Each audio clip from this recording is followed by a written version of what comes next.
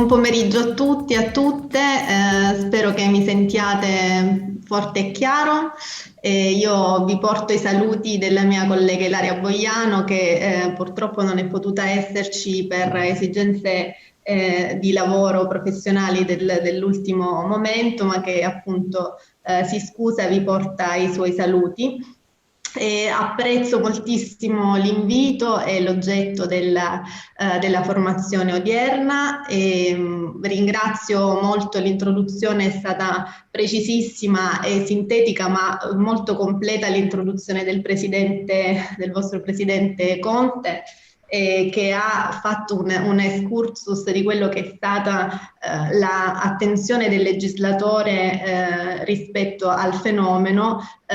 Sicuramente diciamo norme e introduzioni normative che sono state non sempre e non in tutti i casi diciamo efficaci, ma sicuramente oggi ci troviamo ad operare in un ordinamento ricco in cui le norme ci sono, in cui l'ordinamento è potenzialmente idoneo a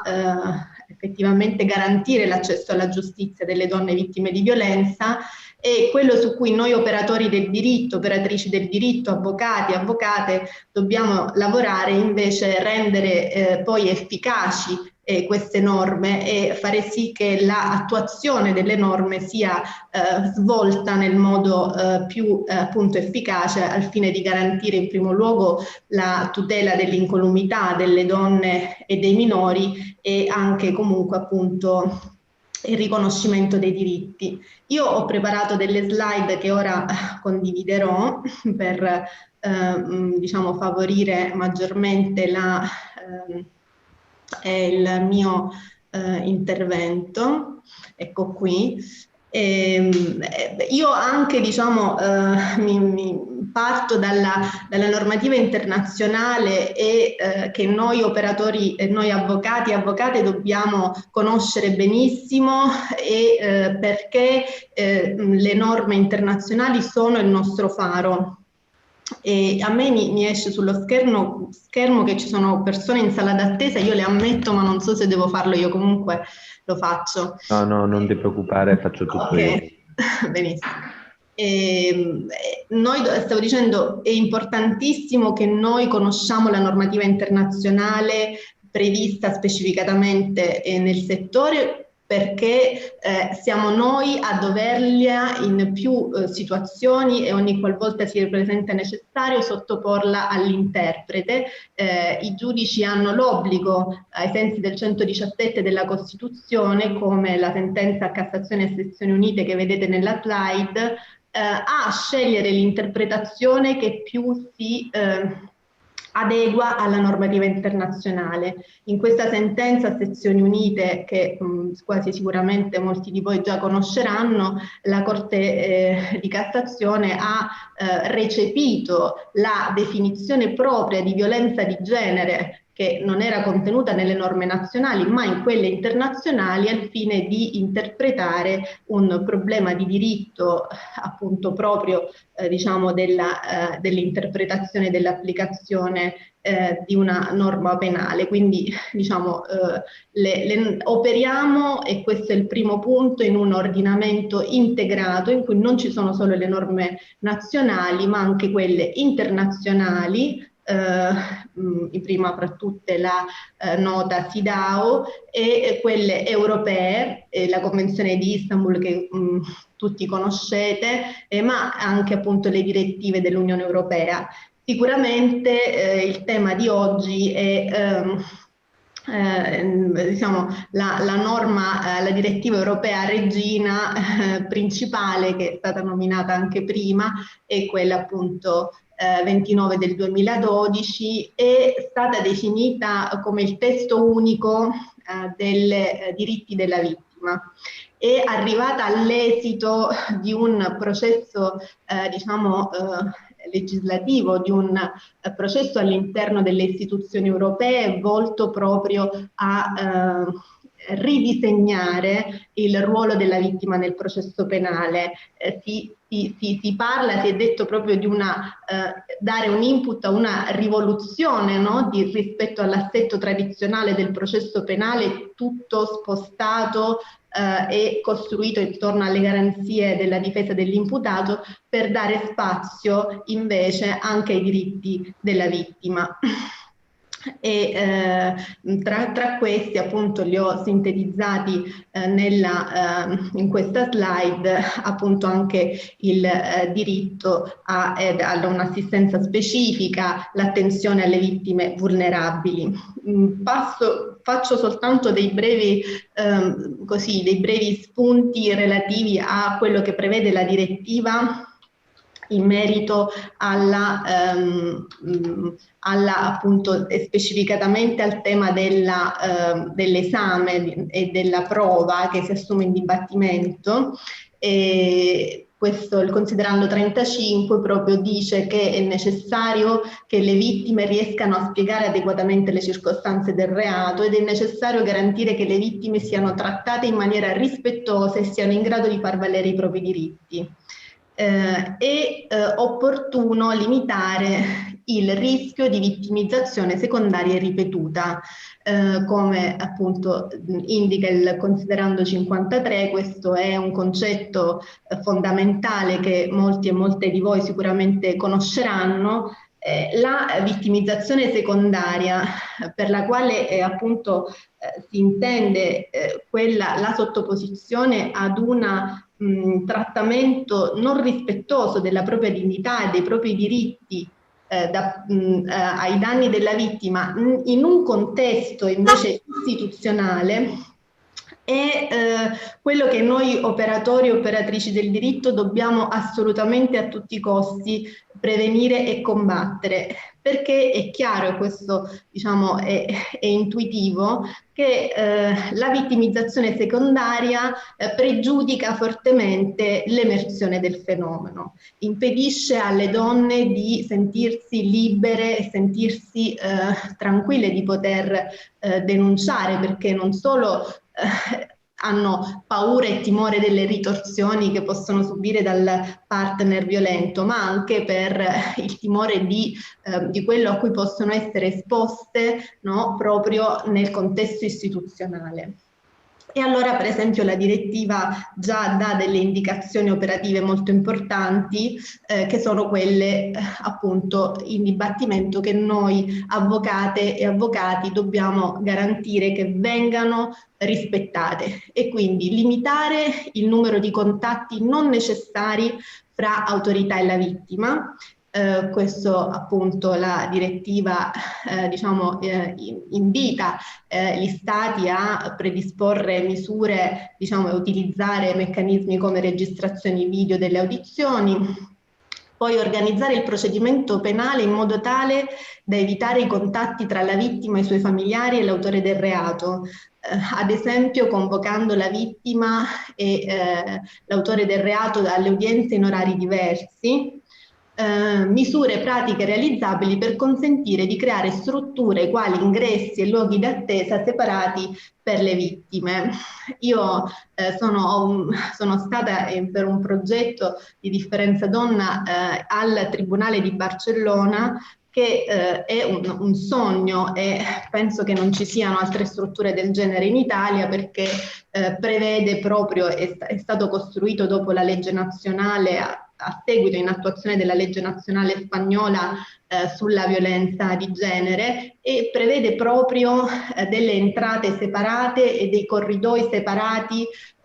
per le persone offese e per l'imputato, ed è praticamente impossibile che le vittime possano incrociare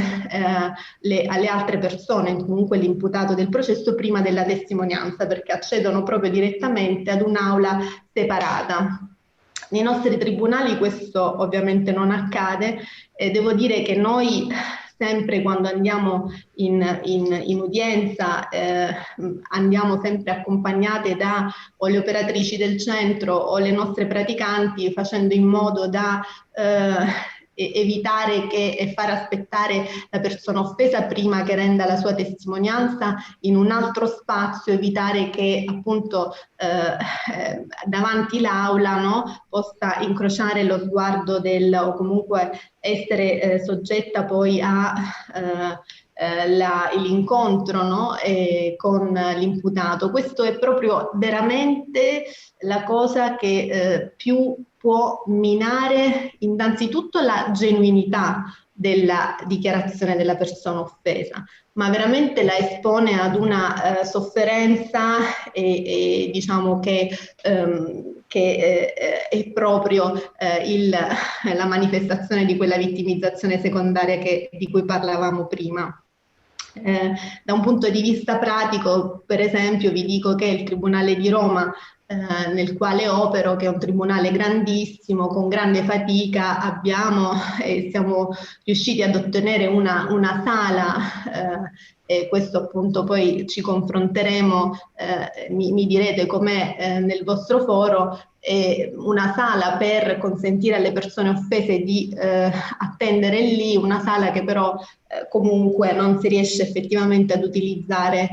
come si vorrebbe, ma veramente questo è un punto fondamentale, perché prima della testimonianza della persona offesa si deve a tutti i costi evitare che sia appunto diciamo si incontri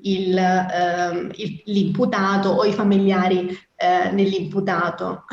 L'altro aspetto, ho cambiato slide, che la direttiva, e questa è una parte della direttiva che a me piace particolarmente perché sintetizza brevemente un concetto fondamentale che noi dobbiamo sempre avere presente nell'approccio a queste situazioni, e cioè che la violenza nelle relazioni strette è un problema sociale serio, spesso nascosto, e che è in grado di causare un trauma fisico e psicologico sistematico dalle gravi conseguenze, in quanto l'autore del reato è una persona di cui la vittima dovrebbe potersi fidare. È chiaro che si tratta di reati, no, chiaramente diversi, è un reato di furto, truffa, perché sono stati si inseriscono in una relazione di intimità, quindi sono stati lesi diritti personalissimi dell'individuo, della persona, del proprio essere donna, del proprio essere madre, e che quindi lasciano traumi che chiaramente emergono e le donne si portano con sé anche nel momento in cui vanno a fare la testimonianza.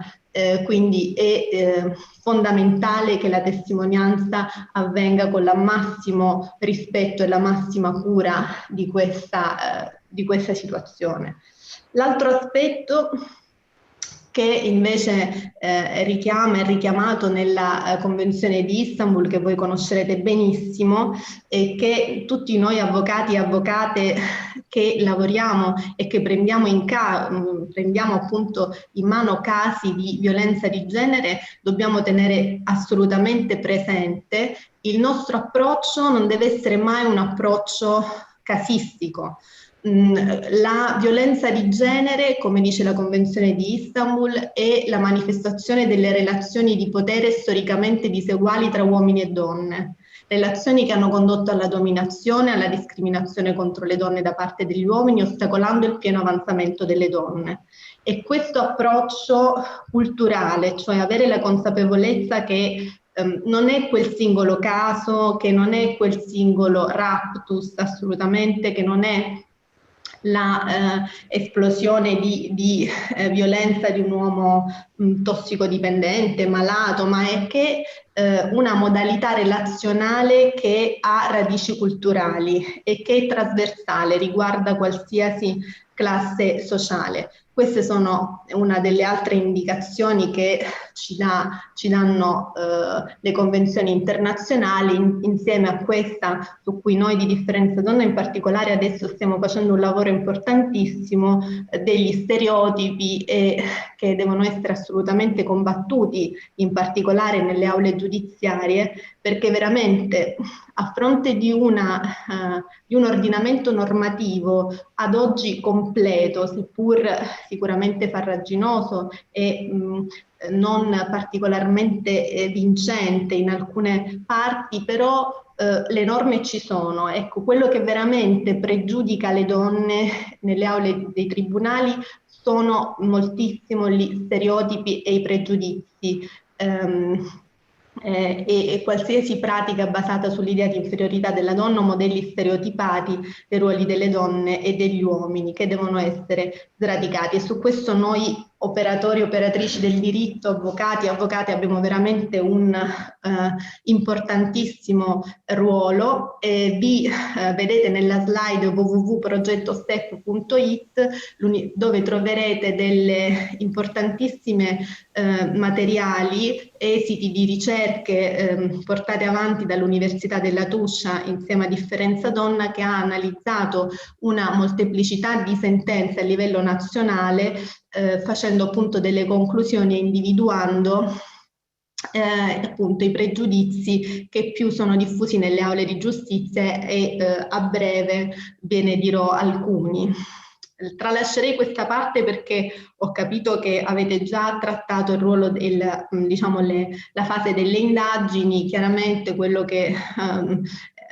diciamo noi come avvocate specializzate nell'assistenza alle persone offese incoraggiamo il più possibile l'uso dell'incidente probatorio, perché molto spesso i tempi e le lungaggini dei processi penali fanno sì che la testimonianza della persona offesa avvenga dopo troppo tempo e ci sia uno scollamento veramente importante tra la vita di quella donna che ha invece già cercato di superare il trauma, di elaborarlo, di continuare con la propria vita, invece deve ritornare dopo magari degli anni sempre su quelle stesse diciamo dimensione con la testimonianza. Invece l'incidente probatorio, anticipando i tempi, previene questa difficoltà per la persona offesa. Diciamo, concetto che è stato introdotto appunto dalle ultime novità del legislatore è quello della vulnerabilità. Appunto le persone maggiorenni vulnerabili hanno diritto, come vediamo appunto in questa slide, ad essere sentite attraverso modalità protette. Le donne adulte in genere ovviamente si chiede al riparo di un paravento, per i minori nelle aule col vetro specchio con l'assistenza di una psicologa. La condizione di vulnerabilità che è definita dall'articolo 90 quater è importante, diciamo che è stato un termine che non è piaciuto a noi avvocate impegnate in questo tipo di difese. È importante che non sia intesa come vulnerabilità in senso intrinseco della persona offesa come persona fragile, vulnerabile, ma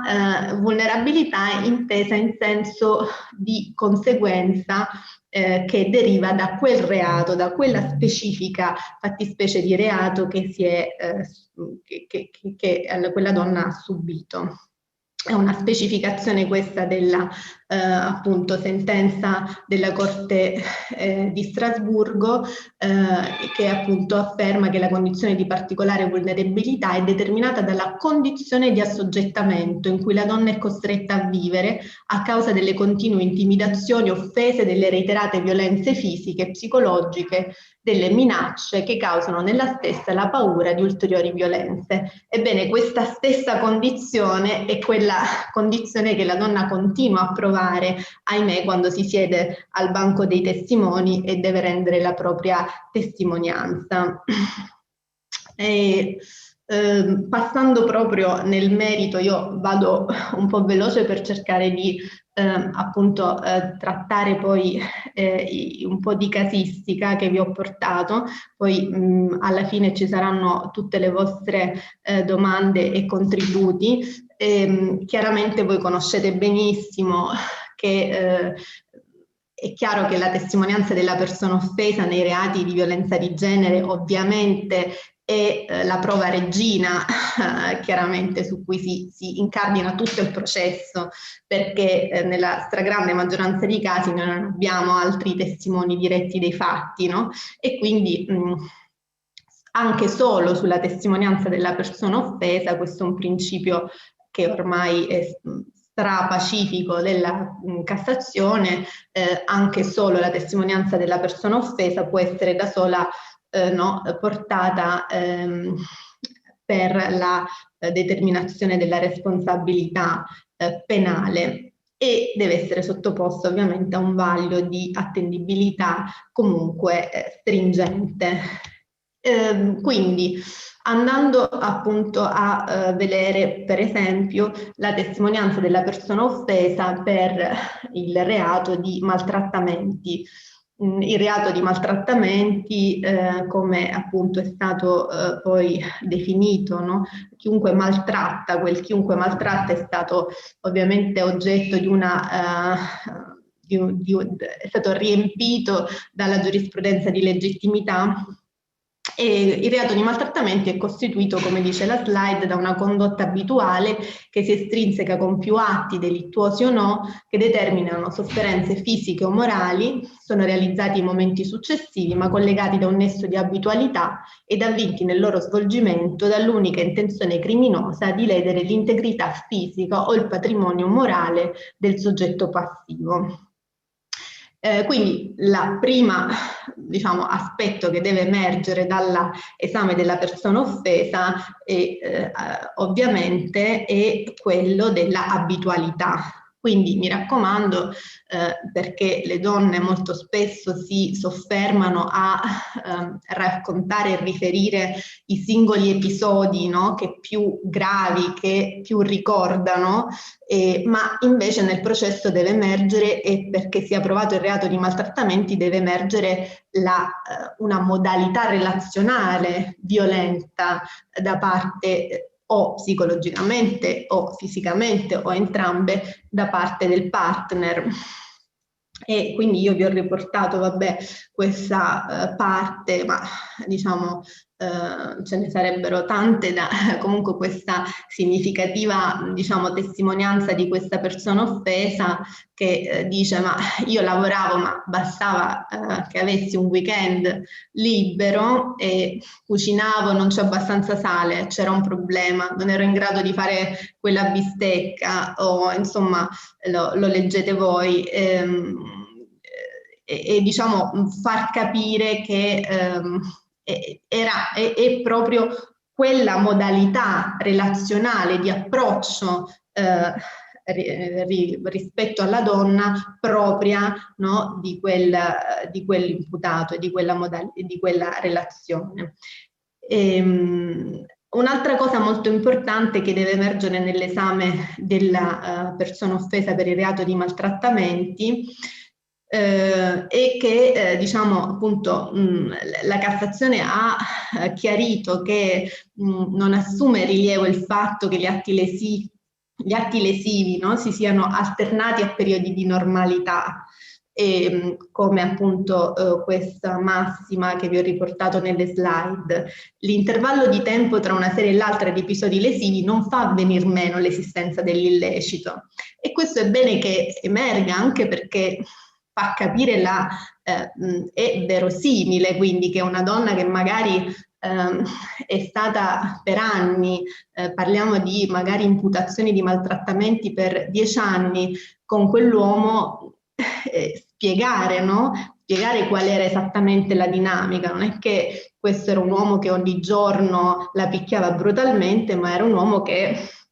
magari in alcune circostanze chiedeva scusa e poi ricominciava sempre da capo. E questo per esempio è quello che dicono le donne, questa testimonianza, ecco, questa l'avvocato della difesa dell'imputato chiede a questa donna: ma lei poi si è sposata durante poi la relazione, questo era avvenuto, questa donna si è sposata col rito religioso, E lei dice sì, lui lo sapeva che io ci tenevo al rito religioso, cioè lui ha voluto, dice, come la stessa cosa che magari ti maltratta e tutto quanto e poi ti faceva il regalo, ti portava i fiori, cioè la stessa dinamica. Cioè questa donna dice sì, noi ci siamo sposati, è vero, ma è stato lui a voler fare questo gesto quasi a chiedere scusa perché appunto c'era questa dinamica della condotta che non fa venir meno assolutamente il reato di maltrattamenti. L'altro aspetto, i maltrattamenti possono anche consistere solo in condotte anche di tipo solo psicologico, quindi non ci devono essere per forza referti medici, non ci devono essere per forza lividi o lesioni di alcun tipo. Appunto, questo lo dice la Cassazione, possono consistere i maltrattamenti anche in sofferenze morali capaci di produrre sensazioni dolorose ancorché tali da non lasciarne traccia. Ebbene, questo quindi l'unica prova, l'unica in assoluto prova di questi tipi di condotte è la testimonianza della persona offesa. E che appunto deve essere in grado di riferire esattamente il tipo di condotte psicologiche che possono essere assolutamente di vario tipo che caratterizzano quel tipo di relazione. Vi voglio leggere per intero questa bellissima parte di una sentenza del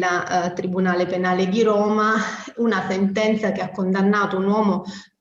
accusato di maltrattamenti assolutamente solo ed esclusivamente di tipo psicologico. E così dice la giudice, dice la nascita del figlio diviene motivo o meglio pretesto di una sopraffazione da parte dell'imputato verso la compagna e si manifesta dapprima subdolamente attraverso la potente leva della insicurezza di una madre primipara, denigrata e tacciata di non essere in grado di accudire un neonato, poi attraverso l'instillazione di sensi di colpa e ancora inadeguatezza riguardo ad una professione troppo impegnativa per poter felicemente convivere con il ruolo di una brava madre, per manifestarsi infine sempre più apertamente con condotte di prevaricazione fisica e svalutazione psicologica, di fronte alle quali la Pio si sentì dapprima mortificata ed umiliata da un compagno ossessivo finché di quel compagno ebbe paura. E questo è ovviamente il frutto di una giudice sicuramente preparata e formata, ma che ha anche preso spunto da quelle che sono le dichiarazioni che ha reso la persona offesa nel processo. Anche questa è un'altra parte di quella stessa sentenza. Però voglio appunto anche soffermarmi, sempre per poi lasciare spazio alle vostre considerazioni, e della importanza che hanno le testimonianze delle responsabili dei centri antiviolenza anche. In questa sentenza, per esempio, questa giudice ha fortemente dato importanza anche alla testimonianza della responsabile del centro antiviolenza, che è vero, non è una persona che ha vissuto in quel momento insieme alla donna o non ha assistito, certamente non è una testimone oculare dei fatti, ma è una persona esperta che sa descrivere l'entità del trauma cagionato e che si è determinato in quella donna, e quindi portare nel processo questo sapere, il sapere dei centri antiviolenza, l'analisi che viene fatta rispetto a una così sottile a volte tipo di violenza, significa veicolare una maggiore informazione, una maggiore consapevolezza del fenomeno, quindi è molto importante. Per esempio, questa responsabile del centro spiega come questa donna, la difficoltà di questa donna che è, diciamo, era assolutamente professionalmente affermata, non si tratta di ceti sociali medi assolutamente, come avesse faticato ad accettare di essere vittima di violenza, perché una donna con un ruolo professionale dirigenziale, una donna autonoma, quindi accettare che la violenza è trasversale, conosce tutte le fasce sociali, era difficoltoso. Chiaramente questo, no, aiuta il giudice, aiuta l'interprete a capire, ad entrare in questo meccanismo così complesso che è quello della violenza di genere. Questa è un'altra testimonianza di una responsabile del centro che spiega, questa è una storia di una donna che è stata forse oltre 15 anni a subire violenza gravissima dal proprio compagno, e la responsabile, che ha conosciuto la donna solo dopo e con la quale ha fatto un percorso dei colloqui di sostegno, riferisce, spiega ai giudici: Barbara per tantissimo tempo ci diceva, lui dice, lui ha detto, lui dice che non valgo niente, lui dice che mi uccide. Non era un partire da sé o dire ma te come stavi, te come ti senti. Insomma, era chiaro che c'era proprio uno scollamento tra la percezione razionale e appunto il terrore, spiega la responsabile, che invece immobilizzava questa donna e la rendeva impossibile compiere qualsiasi gesto, no, di autodeterminazione per uscire da quel contesto. E qui vado veloce, chiaramente sapete che è anche importantissimo far emergere la violenza assistita gravissima, e aspetto che deve essere assolutamente valutato in termini di liquidazione del danno, non deve assolutamente sfuggire. Quindi chiedere ovviamente alle donne se e quando le violenze accadevano in presenza dei figli minori. Attenzione che non solo i figli assistono alle violenze fisiche, appunto, ma anche a quelle psicologiche. Vado veloce, per esempio questa donna descrive, no, la sensazione dolorosa di sentire proprio la parolaccia, le parole, le offese che il padre le riferiva, sentirle proferite dal figlio. E quanto questo non solo appunto fa cogliere l'abitualità di una condotta, ma la gravità del danno che simili condotte, anche se non di violenza fisica, no, cagionano nella vita dell'intero nucleo familiare e anche dei figli minorenni. Passo velocemente perché penso che sono un po' così stretta coi tempi, anche a riferirvi purtroppo invece dei pregiudizi che vengono utilizzati dai colleghi e dalle colleghe che prendono le difese degli imputati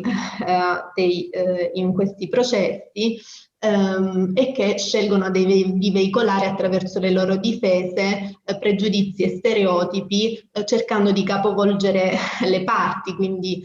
è la donna che è quella che provoca, quindi è la donna che viene messa in qualche modo sotto accusa, no? E ve ne ho scritti alcuni, diciamo, perché lei aveva l'amante, perché lei non era mai in casa, non faceva i propri doveri di madre,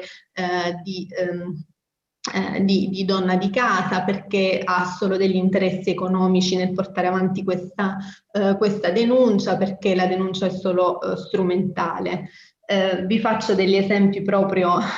pratici, no? Questa collega appunto che cerca di far emergere il fatto che questa donna avesse una relazione con il cognato dell'imputato. Ecco, appunto, dice: ma qual era la vera ragione dei vostri litigi? Lei dice: motivettato motivi di gelosia. Gelosia, sì, ma è un concetto astratto, ma lei aveva una relazione con qualcuno in quel periodo? No, lui era geloso di suo cognato, perché noi avevamo sempre qualcosa con la sua famiglia, lui vedeva che a me parlavano le persone. Ma di chi era geloso suo marito, signora? Di Enrico. Ma mi scusi, lei ha una relazione? No, io non ho una relazione, lui non mi ha voluto credere. E va bene, ma insomma, come sapete, in realtà questi tipi di argomentazioni che al di là del fatto che sono, diciamo,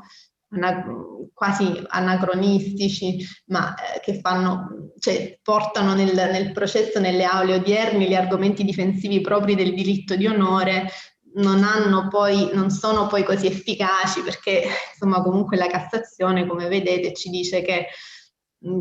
assolutamente la gelosia non esclude l'elemento psicologico, ma anzi costituisce uno dei moventi più pericolosi della ipotesi delittuosa. Questo è anche bello, questo esempio che vi ho portato, no? Questo difensore che, diciamo, in qualche modo voleva appunto far emergere che questa donna, insomma, aveva da farsi rimproverare, perché invece di stare a casa se ne andava a fare trekking, e quindi chiede alla donna: ma quando andava a fare trekking la domenica e quindi lasciava i bambini col padre? Insomma, questi tipi di argomenti, oppure insomma, sì, insomma, il fatto di essere fuori per lavoro, di non essere mai a casa, questo sicuramente, insomma, sono gli argomenti difensivi che più trattano gli imputati, la difesa degli imputati. E prima di passare faccio solo un piccolissimo accenno alla violenza sessuale, poi chiudo.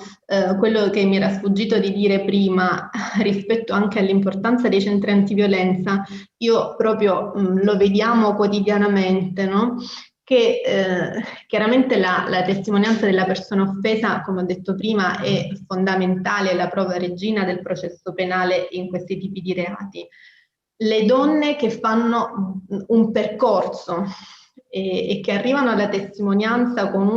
avendo elaborato e avendo maturato la consapevolezza della gravità delle condotte che hanno subito, riescono a spiegarle e a riferirle chiaramente in un contesto come quello del dibattimento in maniera completamente diversa dalle donne che questo percorso non lo fanno. E proprio recentemente ho assistito una donna che non ha avuto modo di fare questo percorso perché il marito è stato arrestato in flagranza di reato, il processo è iniziato velocemente, lei questo percorso non l'ha fatto e lei non è stata, era assolutamente, confondeva i piani dell'illecito con quelli della normalità, perché chiaramente una donna che aveva di un'altra, diciamo, cultura, che aveva sposato quest'uomo quando aveva 15 anni, chiaramente senza un processo di elaborazione, quello che riferiva era: io non uscivo, io non parlavo con nessuno, e non era il mio compagno che mi impediva di fare questo, era il mio compagno che si arrabbiava se non facevo questo. Quindi è chiaro che assistere legalmente le donne, le vittime nel processo, lo si fa efficacemente solo se si lavora, a mio parere, in rete con le strutture, i centri antiviolenza che sono in grado di fare questo lavoro di elaborazione con le donne, importantissimo. Faccio l'ultima, appunto, questo input sulla violenza sessuale e poi chiudo. Va bene, a parte la violenza sessuale, questa che si consuma nell'ambito della relazione di intimità, appunto mi preme evidenziare quest'altra ipotesi, cioè quella del 609 bis secondo comma numero 1, e cioè dell'abuso delle condizioni di inferiorità fisica o psichica della persona offesa al momento del fatto. È molto diffuso, purtroppo ci sono tantissimi casi di giovanissime donne che denunciano violenza sessuale commesse dopo che, diciamo, in situazioni dove avevano bevuto, quindi erano diciamo, in una condizione di inferiorità dovuta all'assunzione di sostanze alcoliche. E vi porto questo caso che è emblematico di come poi il diritto deve essere interpretato in maniera corretta per essere efficace. In primo grado questo imputato è stato assolto, si tratta appunto del caso di una giovanissima ragazza che diciamo era stata invitata da quest'uomo molto più grande di lei, aveva accettato di bere grandi quantità di sostanze alcoliche, era stata violentata, non ricordava nulla del fatto, quindi in questo caso non c'era proprio la testimonianza della persona offesa relativamente proprio all'atto sessuale. E in quel momento però poi è stata portata subito dai genitori in pronto soccorso, aveva un tasso di etanolo altissimo nel sangue. La consulente del PM aveva ritenuto che in quel momento non fosse in grado di esprimere un valido consenso, eppure in primo grado l'imputato è stato assolto. Vi ho portato delle piccole parti di questa sentenza. Nessuna opera di persuasione sottile o subdola, dice il Tribunale, in questa fase c'è stata ove la persona offesa per sua stessa ammissione è stata affascinata dai modi gentili dell'imputato, che dal canto suo ha interpretato il comportamento della ragazza come un interesse nei suoi confronti e quindi ha insistito nel corteggiamento.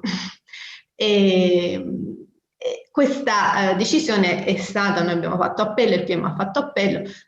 completamente capovolta poi in appello e confermata in Cassazione, perché chiaramente il concetto, come vedete adesso in questa slide, come ha giustamente detto la Corte d'Appello su nostra sollecitazione, il nodo da sciogliere non è se la parte civile sia stata costretta a bere alcolici dall'imputato oppure se sia stata da lui indotta con comportamenti subdoli o persuasivi all'assunzione di sostanze alcoliche. Cioè, io posso scegliere di bere liberamente, ovviamente, ma quello che rileva ai fini della violenza sessuale è stabilire se nel momento in cui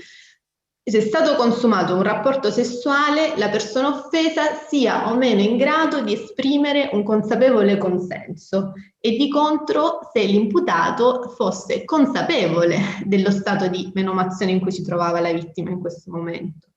Quindi in questo caso la testimonianza è importante appunto che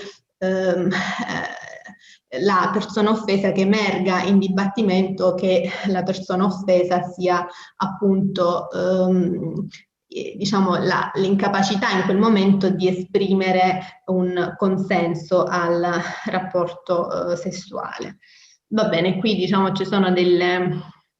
altre considerazioni sugli atti persecutori, ma penso che possiamo concludere qui perché diciamo le cose più importanti che mi premeva condividere con voi sono queste. Diciamo l'unica cosa, ecco, per concludere che volevo dirvi e volevo condividere è che io, come voi immagino, credo fortemente nel ruolo sociale dell'avvocatura e diciamo noi, scegliendo di veicolare o meno determinate argomenti difensivi, stimoliamo una certa o un altro tipo di giurisprudenza e quindi abbiamo un effettivo ruolo di impulso sociale al cambiamento delle cose. Quindi ritengo che possiamo scegliere ed evitare argomenti difensivi che portino e alimentino pregiudizi, stereotipi sessisti, possiamo scegliere altri tipi di difese tecniche e questo ne va anche della dignità della nostra professione che, ahimè, purtroppo è sempre poi soggetta a invece perdita di credibilità e invece questo appunto non se lo merita. Io vi ringrazio ancora e sono qui disponibile per qualsiasi vostra domanda, confronto, qualsiasi cosa.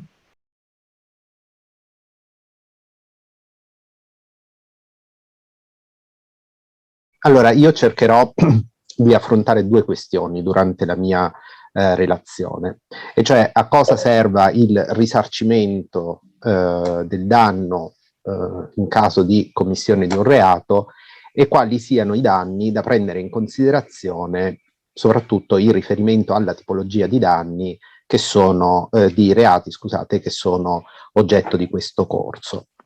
Per affrontare la prima parte del mio ragionamento, cioè a cosa serva il risarcimento del danno, è una questione che io mi sto ponendo da tempo in riferimento a un tema che sembra diverso, perché ha a che fare appunto con l'azione antidiscriminatoria, ma secondo me ci sono dei punti di contatto, perché sia rispetto al danno da reato, sia nel risarcimento del danno da discriminazione, a mio avviso vengono in considerazione, dovrebbero venire in considerazione degli elementi che sfuggono solitamente a una riflessione sulle funzioni del risarcimento del danno civilisticamente inteso in senso stretto. E parto ricordando una cosa che è stata scritta ormai 100 anni fa. È stata scritta da un autore, Enrico Ferri, che chi coltiva sicuramente più di me testi di diritto penale ben conosce, perché è stato tra gli autori del progetto preliminare del codice, della riforma del codice penale, appunto nel 1921 scrive una relazione accompagnatoria in cui si legge questo passaggio che vorrei condividere con voi. Una delle proposte su cui la scuola italiana di sociologia criminale avrebbe più insistito fino dai suoi primordi è stata ed è la protezione efficace che lo Stato deve alle vittime del delitto. E poiché il delitto avvenuto non può essere annullato, il risarcimento del danno da esso prodotto è l'unico rimedio che lo Stato possa attuare a diretta tutela dell'offeso. Nella difesa sociale contro la criminalità prendono così un posto importante i mezzi riparatori, che insieme ai mezzi preventivi del delitto sono stati finora troppo trascurati in confronto dei mezzi repressivi ed eliminativi. E poiché tutti questi mezzi di difesa sociale contro il delitto sono di interesse pubblico, ne deriva naturalmente il concetto giuridico, fin dall'inizio sostenuto dalla scuola criminale positiva, che l'obbligo del delinquente al risarcimento del danno verso la parte lesa non è soltanto di diritto privato, come l'obbligo derivante ad esempio in esecuzione di un contratto, ma è essenzialmente sempre di diritto pubblico e deve quindi essere funzione dello Stato come è la prevenzione e la repressione dei delitti. Ora, evidentemente questo testo è stato scritto 100 anni fa, e come dire, lo vediamo non solo dal linguaggio che viene utilizzato, ma da una serie di riferimenti proprio di carattere concettuale che, come dire, noi oggi possiamo tranquillamente considerare abbandonato. Anche il fatto che l'autore in questione riconduca il risarcimento del danno da reato o da delitto, come qui viene definito, all'ambito dell'interesse pubblico e più precisamente al diritto pubblico, ovviamente era una premessa di carattere teorico-concettuale per conformare le regole in materia di risarcimento del danno da reato in un certo modo all'interno di questo progetto del codice penale. Come sappiamo, il codice Rocco nel 1930 abbandona questo tipo di lettura della funzione del risarcimento del danno da reato e, a detta dei più, sposa una linea, diciamo, eminentemente civilistica del risarcimento del danno con l'introduzione nel codice penale dell'articolo 185. È proprio vero che è così, cioè è proprio vero che c'è stata questa cesura netta per cui dal progetto Ferri al codice Rocco noi abbiamo avuto un cambio completo di prospettiva, per cui tutto quello che ci dice Ferri in questo passaggio che vi ho letto noi lo dobbiamo considerare assolutamente non transitato all'interno del codice Rocco. E in secondo luogo, queste cose che ci dice Ferri, alla luce di un mondo che è cambiato a partire dal fatto che è entrata in vigore la Costituzione italiana, che non mi riferisco tanto alle norme dedicate specificamente all'area penale, ma più in generale al fatto che la Costituzione ha introdotto nel nostro sistema un criterio che governa o dovrebbe governare tutte le relazioni sociali e che sicuramente incide, è questo l'insegnamento di Stefano Rodotà nel suo libro Il problema della responsabilità civile, sulla lettura che noi oggi possiamo dare della funzione del risarcimento del danno. E questo criterio qual è? Il criterio della solidarietà sociale. Il fatto che Ferri dica c'è una rilevanza, c'è un interesse pubblico al risarcimento del danno, oggi è qualcosa che noi non dobbiamo tenere in nessun conto, alla luce proprio di quel principio di solidarietà che informa tutta la legalità costituzionale e che in qualche modo anche chi coltiva il tema della responsabilità civile, che si pone come noi ci stiamo ponendo oggi la questione dell'individuazione della funzione del risarcimento del danno da reato, è un tema che ci dobbiamo porre oppure no? Ecco, io penso che ce lo dovremmo porre questo tema, perché non possiamo, a mio avviso, porre sullo stesso piano il fatto illecito in senso civilistico e il fatto illecito in senso penalistico. Non fosse altro perché la norma penale esprime un giudizio di antigiuridicità della condotta e si appunta alla tutela di beni che noi consideriamo essenziali per il nostro vivere civile e per come dire, l'ordinato svolgimento della nostra vita sociale. Per cui è evidente che c'è un di più in termini di gravità del fatto penalmente rilevante, che secondo me dovrebbe essere uno dei criteri guida nell'indicare la funzione del risarcimento del danno da reato e poi, come vedremo, anche rispetto a una questione di più stretto interesse probabilmente pratico, che è quello della quantificazione del danno e in particolare della quantificazione del danno non patrimoniale. Che cosa oggi noi possiamo dire in generale della funzione del risarcimento, a prescindere dalle considerazioni che stiamo facendo in ambito penalistico? Beh, noi possiamo dire intanto che finalmente ci siamo scrollati di dosso quella lettura che io ho sempre considerato semplicistica del risarcimento del danno come meramente avente una finalità reintegratoria della sfera giuridica della vittima dell'illecito. Non era così, non lo è più sicuramente dopo che la Cassazione, prendendo in considerazione la possibilità di eseguire nel nostro paese decisioni straniere che abbiano condannato a un risarcimento del danno in maniera cosiddetta ultracompensativa, cioè andando oltre il ristoro del danno effettivamente patito dalla vittima. La Corte di Cassazione ci ha detto questo il risarcimento del danno nel nostro ordinamento non ha più solo una funzione reintegratoria, ma ha una pluralità di funzioni.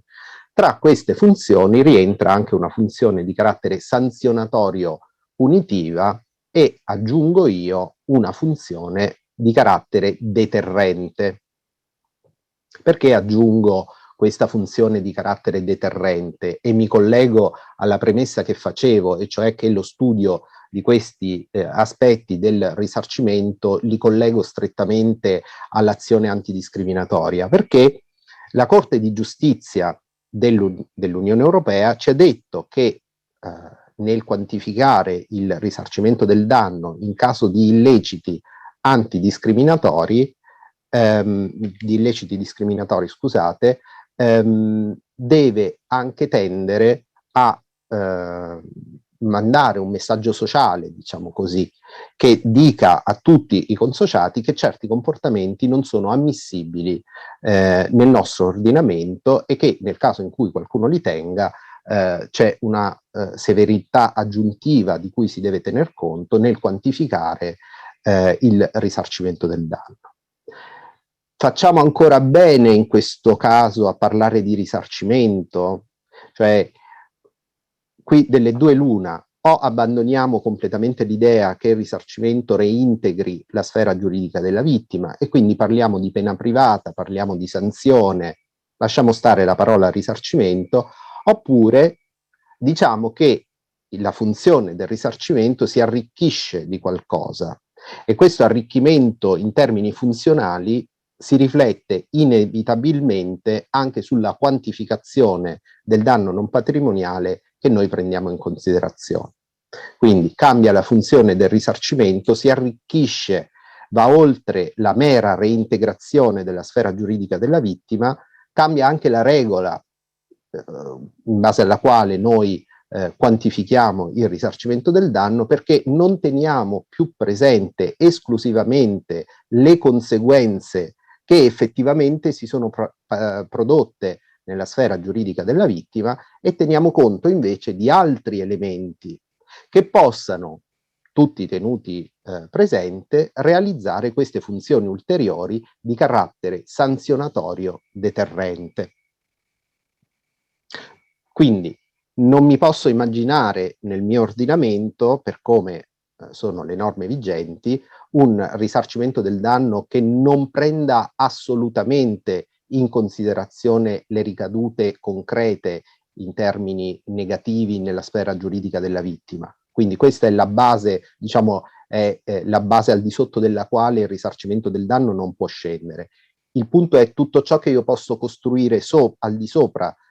di questa base. Tutto ciò che io posso costruire al di sopra di quella definizione di danno che noi troviamo nell'articolo 1223 del Codice Civile, cioè quella conseguenza immediata e diretta dell'illecito, sia in termini di minore ricchezza che la vittima ha dopo l'illecito, oppure in termini di perdita di opportunità di guadagno. Questo quanto almeno al danno patrimoniale. E per quanto riguarda il danno non patrimoniale, la differenza, come è noto, dipende dal fatto che mentre per il danno patrimoniale io posso immaginarmi dei criteri di quantificazione, nel caso di danno non patrimoniale questi criteri che mi fanno calcolare quasi al centesimo qual è il risarcimento da dare alla vittima non ci sono. Tutto è affidato alla valutazione equitativa del giudice, è quello che mi dice l'articolo 1226, è quello che mi dice l'articolo 2056 del Codice Civile, che sono criteri, o meglio, modalità di determinazione del risarcimento che in qualche modo, come dire, riverberano anche nell'ambito del caso di danno da reato, perché l'articolo 185 fa riferimento ai danni patrimoniali e non patrimoniali. E se i danni non patrimoniali io li devo valutare equitativamente, ecco qua che i criteri civilistici in qualche modo rivivono anche nell'ambito dell'azione civile che sia o svolta all'interno del processo penale o che sia svolta autonomamente sulla base delle risultanze di un processo penale. Il punto però è che se noi nell'ambito del fatto illecito penalmente rilevante riscontriamo una differenza rispetto al fatto illecito civilistico strettamente inteso, questa differenza sta nel fatto che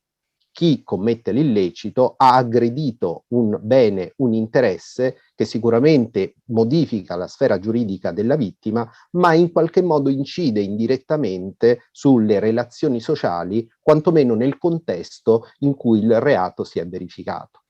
E allora, se rispetto alla quantificazione del danno c'è quella base minima a cui ho fatto riferimento e che ci indica il Codice Civile, ecco, io penso che nel caso del risarcimento del danno da reato e nella quantificazione del risarcimento io debba tener conto di questo di più, di questa rilevanza collettiva del fatto illecito, quella che Ferri definiva, come vi ho detto all'inizio, quell'interesse pubblico che in qualche modo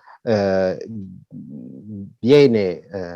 agitato dalla commissione di un fatto penalmente rilevante. Ecco, a me sembra che a tutto questo poi si possa aggiungere, e questo lo dico per fare il punto su questo passaggio del mio ragionamento, che a questo si possa aggiungere quel principio contenuto nell'articolo 2 della nostra Costituzione, cioè quell'obbligo di solidarietà sociale che tutta la collettività dovrebbe avere e dovrebbe sentire in maniera più forte nel caso in cui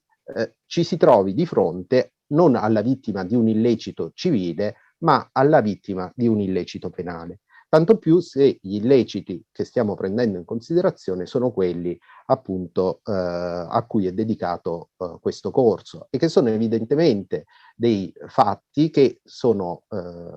sconvolgenti nel senso proprio del termine, cioè nel senso che modificano in maniera radicale e definitiva e direi per sempre, per quanto si possa essere resilienti da certe esperienze, credo che non ci si riprenda mai completamente. Ecco, tutto questo, secondo me, dovrebbe essere tenuto presente per ripensare la funzione del risarcimento nell'ambito dei fatti illeciti penalmente rilevanti e tutto questo dovrebbe, per quanto dirò fra poco, avere una rilevanza anche rispetto alla quantificazione del danno.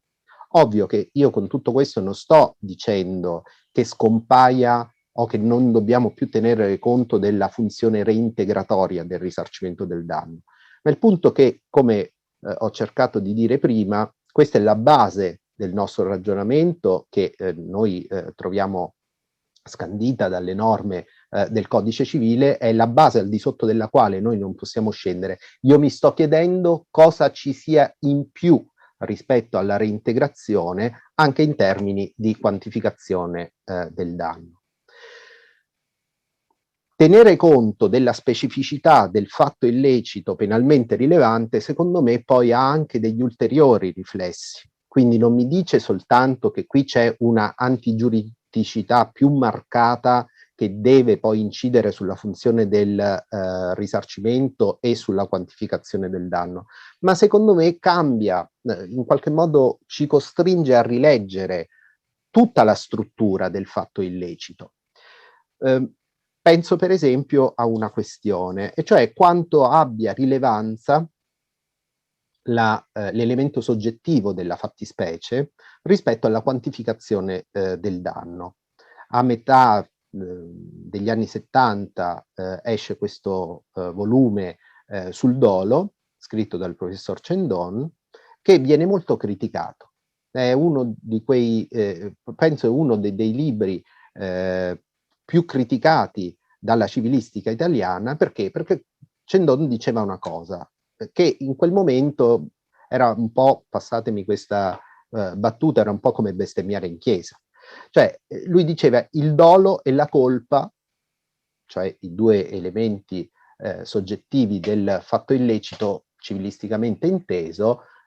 non è vero che sono equiparabili, che sono totalmente sullo stesso piano.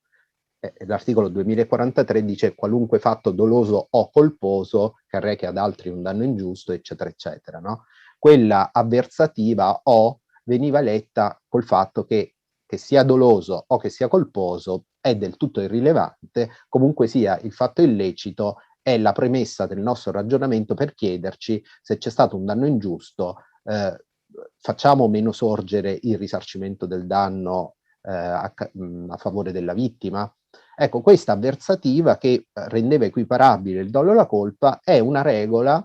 interpretativa che Cendon mette in discussione alla fine degli anni 70 e dimostra in questo libro molto complesso che come dire, presenta tutta una serie di dati comparatistici, dimostra che i fatti illeciti dolosi in ambito civile hanno un trattamento anche in termini di quantificazione del danno completamente diversi rispetto ai fatti illeciti colposi.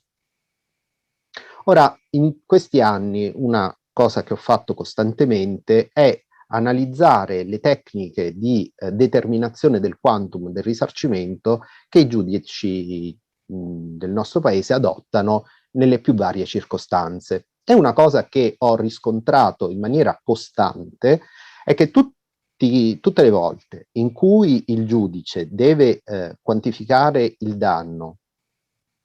sulla base di un fatto penalmente rilevante, tiene sempre in considerazione l'elemento soggettivo della fattispecie, per dire che siccome quel certo fatto è stato commesso con dolo, questa circostanza deve essere tenuta in conto al momento della quantificazione del danno, con una maggiorazione che il giudice fa nella determinazione del danno rispetto a delle cifre base che sono variamente calcolate, su cui poi dirò delle cose, con una variazione in aumento che il giudice, come dire, opera in base all'intensità del dolo, arrivando anche a delle somme considerevoli, in virtù di questa maggiorazione. Quindi qua non c'entra niente, io non sto parlando della personalizzazione, ok? Spesso ormai ci siamo abituati, no? A pensare a questa potere di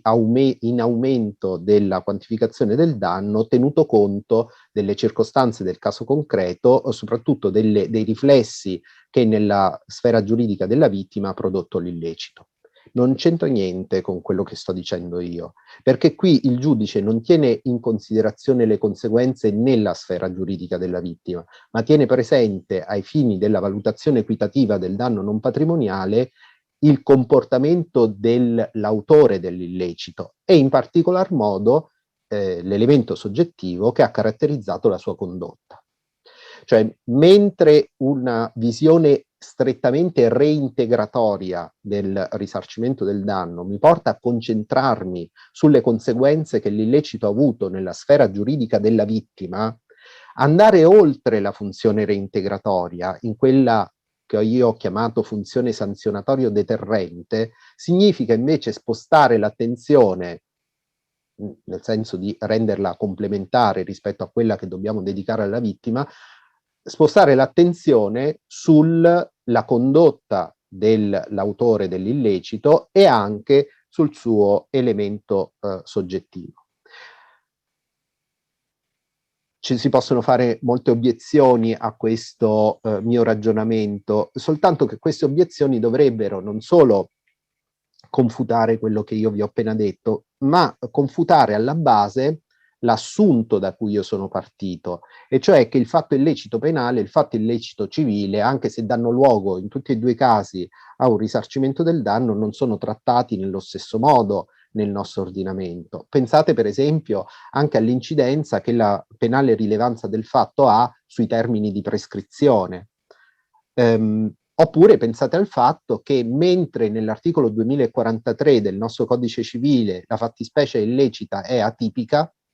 qualunque fatto doloso o colposo, ovviamente nel caso del fatto illecito penalmente rilevante ritorniamo giustamente al principio di tipicità che è anche cristallizzato nella nostra Costituzione. Quindi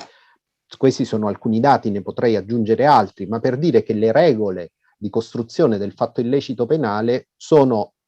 molto e molte volte diverse dalle regole anche strutturali del funzionamento del fatto illecito civile. Per cui, data questa premessa, io mi chiedo per quale ragione io non dovrei tener conto di questa differenza, che è una differenza valoriale con riferimento all'antigiuridicità, che è una differenza regolamentare rispetto appunto alle norme che io di funzionamento dei due istituti, perché queste differenze non dovrebbero poi incidere anche sulle modalità e i criteri di quantificazione del danno. Del resto,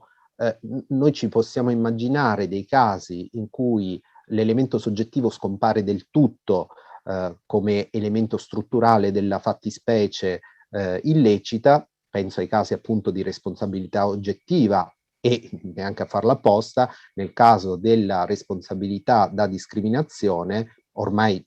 penso che sia abbastanza pacifico che l'elemento soggettivo sia del tutto irrilevante e che noi ci troviamo di fronte a un'ipotesi sostanzialmente di responsabilità oggettiva. Ecco, perché io mi posso immaginare di giungere a queste considerazioni che scardinano completamente la struttura dell'illecito civile dal punto di vista dell'elemento soggettivo e non mi posso invece immaginare una lettura sistematica delle norme in materia di fatto illecito che invece esalti la differenza tra il dolo e la colpa e mi consenta di andare oltre un'interpretazione letterale dell'articolo 2043, un'interpretazione che va oltre, che deve andare oltre questa interpretazione letterale, proprio perché l'articolo 2043 vive in un sistema. E in questo sistema ci sono le norme del codice penale in cui l'articolo 185 non è soltanto una norma di rinvio, così come è stata dai più interpretata. Data la constatazione, l'accertamento della commissione di un reato, allora per tutto quanto riguarda il risarcimento del danno andate a leggere il codice civile. Non può funzionare così. È una lettura schizofrenica dell'ordinamento giuridico. Noi dobbiamo cercare sempre e comunque di dare invece una lettura sistematica del nostro ordinamento e chiederci, di fronte al calare le norme del risarcimento nel codice penale, che succede? Quali sono le conseguenze? Non è possibile che conseguenze non ce ne siano. Dato il cambiamento del contesto, c'è un cambiamento di regole e ci deve essere anche un cambiamento della risposta giuridica. E vengo a questo punto alla seconda parte del mio intervento, cercando di non tediarvi ancora molto, e cioè quali sono i danni, o meglio, quali sono le conseguenze lesive che io devo prendere in considerazione quando sto parlando del risarcimento del danno da reato. Allora, per quanto riguarda gli aspetti più patrimoniali della questione, è evidente che non c'è molto da dire. Il grande problema è il risarcimento del danno non patrimoniale. Diciamocela subito come deve essere detta. Oggi un'altra cosa che la Corte di Cassazione, la terza sezione in particolare, ci ha definitivamente chiarito, che continuarci a ripetere che il danno non patrimoniale da reato è il pretium doloris, come dire, ci può come dire, accontentare perché ci richiama dei ricordi di quando stavamo all'università, però non ci basta. Non ci basta soprattutto in funzione di quell'orientamento ormai costante della terza sezione della Cassazione che mi dice che il danno, anche il danno non patrimoniale, è conseguenza della lesione della sfera giuridica della vittima e che per ottenere il risarcimento queste conseguenze che io voglio che il giudice, di cui voglio che il giudice tenga conto nella quantificazione del risarcimento, io queste conseguenze le devo allegare e possibilmente provare. E qua c'è una grande responsabilità che come avvocati e avvocate noi abbiamo, perché l'allegazione puntuale delle conseguenze può essere dirimente rispetto alla quantificazione del danno e in alcuni casi addirittura rispetto allo stesso riconoscimento di un risarcimento del danno non patrimoniale. Pretium doloris, sofferenza della vittima, non ci dice molto se ancora da ultimo la Cassazione ci ha ricordato in una sentenza in materia di mobbing, quindi una cosa che nulla c'entra rispetto al danno da reato, che anche la sofferenza può essere personalizzata, cioè che il giudice debba tener conto delle ricadute sofferenziali specifiche che la persona ha risentito, che però vuol dire che se io per ottenere un risarcimento del danno maggiorato in funzione della personalizzazione della vittima con riguardo alla sua sofferenza, io questa sofferenza la devo quantomeno aver descritta come, e cioè allegata, come una sofferenza che si allontana da quello standard che io normalmente mi devo aspettare come reazione a un certo tipo di illecito. Vi risparmio perché non è il tempo le mie considerazioni su questo punto e sul concetto cioè della personalizzazione della sofferenza. Io mi limito a riferirvi il dato giurisprudenziale proprio in termini bruti. Ci sono dei risvolti biologici, anche dei danni legati alla violenza di genere. E a questo proposito ricordo una sentenza del Tribunale di Arezzo, ormai di 15 anni fa, o forse qualche anno in più, in cui c'era stata una violenza sessuale nei confronti di una bambina di 12 anni da parte di un vicino di casa a cui i genitori affidavano la bambina perché si trattava di persone non italiane. Entrambi svolgevano lavori che li costringevano a stare fuori di casa nella maggior parte della giornata, e quindi questa bambina doveva essere affidata a qualcuno, e questo qualcuno fu il vicino di casa, un uomo insomma, in età avanzata, che avrebbe dovuto prendersi cura di questa bambina. Purtroppo ne abusa ripetutamente, la madre si accorge che qualcosa non andava perché il tono dell'umore della bambina era cambiato, c'era costantemente crisi di pianto che apparentemente non erano motivate. Insomma, si scopre cosa era avvenuto, comincia un processo penale, il signore viene effettivamente riconosciuto autore di queste condotte penalmente rilevanti. C'è una provvisionale che viene concessa nell'ambito del processo penale, e poi dopo si apre un processo civile per il risarcimento del danno. Perché vi parlo di questo a proposito del danno biologico? Perché il grosso del risarcimento del danno che i genitori, in qualità di rappresentanti della bambina, chiedono al giudice, faccio notare che in questo caso i genitori agivano sia iure proprio, sia ovviamente in quanto rappresentanti legali della bambina. Lo zoccolo del risarcimento del danno, la somma più rilevante, attiene proprio all'aspetto biologico. E una grande parte del danno biologico in questo caso era il danno di carattere psichico che la bambina aveva subito, e soprattutto la considerazione che il giudice fa, secondo me non è un caso che fosse una giudice a stendere la motivazione, la giudice tiene conto dal punto di vista del danno biologico, del tempo di recupero, di resilienza della bambina, e però dice anche, per quanto questa bambina venga seguita da uno psicologo, il trauma che ha affrontato non sarà mai superato. In qualche modo, dice la giudice, questo si rifletterà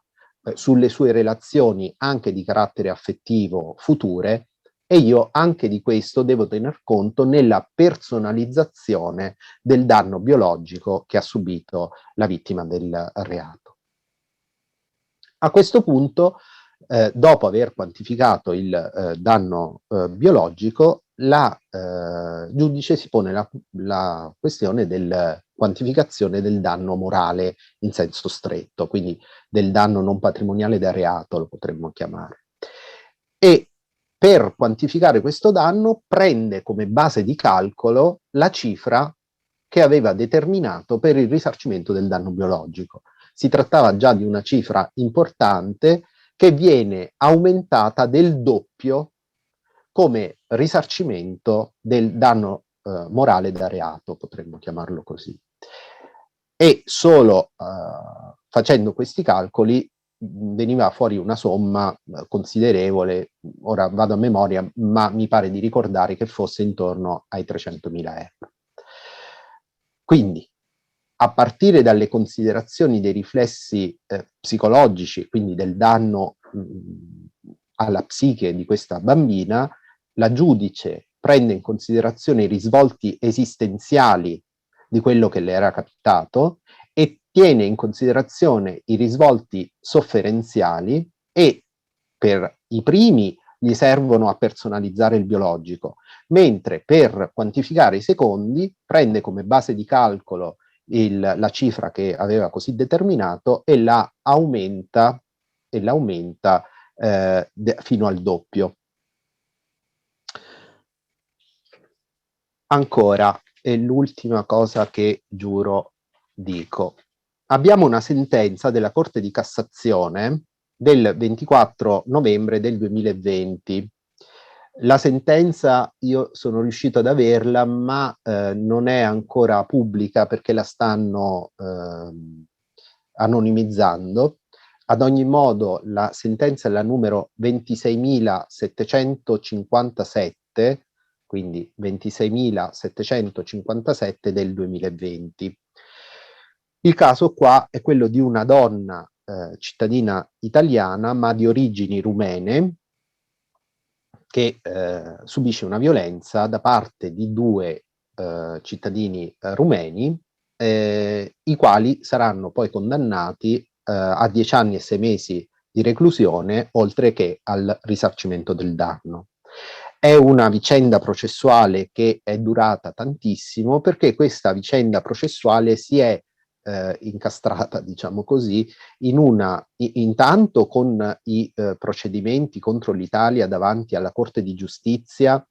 per la mancata trasposizione tempestiva della direttiva numero 80 del 2004, che faceva obbligo al nostro Paese di creare un fondo per l'indennizzo delle vittime di reati violenti. Per questa ragione, essendo pendenti questi due procedimenti, c'è stato un primo rinvio della decisione al 2018, se non che poi, svolta di nuovo la discussione in questa data, nel 2018 si decide di fare un rinvio pregiudiziale ulteriore alla Corte di Giustizia, perché un precedente rinvio pregiudiziale era stato fatto dal Tribunale di Roma, e la Corte di Cassazione emana l'ordinanza 2964 del 2019, con cui rinvia alla Corte di Giustizia. Che cosa gli chiede e perché è importante questa decisione ora del 2020 che vi sto citando? Perché la decisione della Cassazione si adegua a quanto deciso dalla Corte di Giustizia il 16 luglio del 2020 nella causa numero 129 del 2019.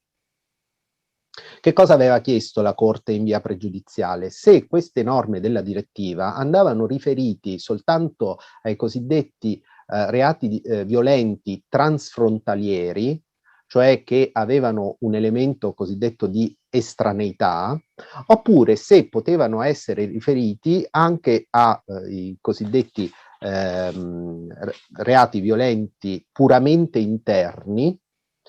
e che quindi non coinvolgessero cittadini di paesi terzi. Questa era la prima questione. L'altra questione atteneva al fatto che in quel momento, quando nel 2019 la Corte di Cassazione rinvia pregiudizialmente alla Corte di Giustizia, erano stati emanati dei decreti ministeriali che individuavano le somme per indennizzare i reati violenti, tra cui il reato di violenza sessuale. E è solo vergognoso riferirlo che la cifra che era stata individuata era di 4.800 euro. Ok? Quindi, secondo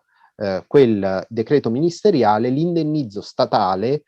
in quali casi poi lo vedremo, doveva essere pari a 4.800 euro. E la Corte di Cassazione chiede alla Corte di Giustizia dell'Unione Europea se questo indennizzo fosse congruo e fosse da considerarsi equo ed adeguato. E ovviamente la Corte di Giustizia gli dice di no. Nel frattempo è entrato in vigore un nuovo decreto interministeriale, quindi prima ancora della sentenza della Corte di Cassazione ultima del 2020, il 22 novembre del 2019, che è stato pubblicato sulla Gazzetta Ufficiale del 23 gennaio del 2020, in cui sono stabiliti gli importi in indennizi che sono, diciamo, sicuramente più congrui ed equi. Per il delitto di violenza sessuale è stabilito un indennizzo di euro 25.000. Per il delitto di omicidio un indennizzo di euro 50.000. Ci sono altre fattispecie che vengono tenute in considerazione, ma in questo momento soprassiedo. Ecco, quando è possibile chiedere questo indennizzo? È possibile farlo quando è stata esperita in maniera infruttuosa l'azione esecutiva nei confronti dell'autore del reato, oppure quest'ultimo sia rimasto ignoto o sia stato ammesso al patrocinio a spese dello Stato, oppure nel caso in cui si tratta di omicidio in ambito domestico. la richiedente l'indennizzo non deve aver concorso neanche colposamente alla commissione del reato, e poi, vabbè, non aver già percepito da altri soggetti pubblici o privati delle somme superiori a quelle previste per l'indennizzo. C'era anche, ma non c'è più dal 2018 come presupposto per la richiesta dell'indennizzo, il fatto di avere un livello di reddito che fosse tale da poter consentire l'accesso al patrocinio a spese dello Stato. Ora questo presupposto non c'è più, quindi non c'è più questo limite di reddito. È importante però la sentenza del 2020 della Cassazione, perché la Cassazione chiarisce non solo che questo indennizzo non abbia più a che fare soltanto con i reati violenti transfrontalieri, per cui anche reati violenti, diciamo, puramente interni possono dare modo alla vittima di accedere a questo indennizzo, ma che l'ostacolo che ha impedito di ottenere direttamente dall'autore del reato il pagamento del risarcimento può essere anche diverso da quello, diciamo, scandito dalle norme in vigore a questo riguardo, e si può trattare di qualsiasi tipo di ostacolo che ha impedito alla parte civile o comunque alla vittima del reato di ottenere il risarcimento. Ecco, ancora un'ultima cosa, stiamo parlando di indennizzo. Indennizzo e risarcimento non sono parole che possiamo considerare sinonime, ok? Il che vuol dire che c'è uno spazio per una richiesta ulteriore di somma oltre l'indennizzo, ammesso e non concesso che l'autore del reato abbia un patrimonio disponibile che ci consenta poi di chiedere il risarcimento di questo danno, di questo aspetto ulteriore rispetto all'indennizzo. Ecco, io altre cose non ho da dirvele, credo di essere rimasto nei tempi. Ovviamente rimango a disposizione per qualsiasi domanda e vi ringrazio per l'attenzione.